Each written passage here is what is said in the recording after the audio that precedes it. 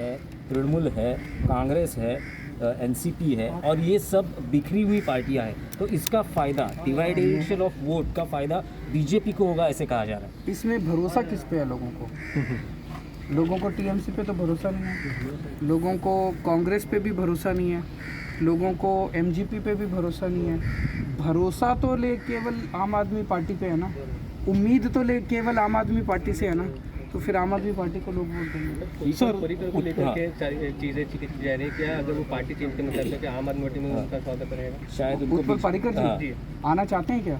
नहीं, अगर आना चाहते हैं तो मैं जवाब दूंगा, उनसे पूछ नहीं सर, लेकिन ऐसे कहा जा रहा है वो टिकट इस बार नहीं मिलेगी। तो कल पार्टी उत्पल के लिए पार्टी के उत्पल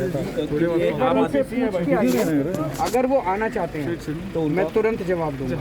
स्वागत होगा आना चाहते हैं तो जरूर होगा।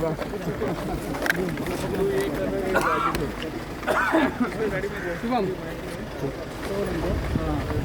Sir, अच्छा okay thank you very much, sir. Thank you. We are so grateful to you for having this visit. Thank you,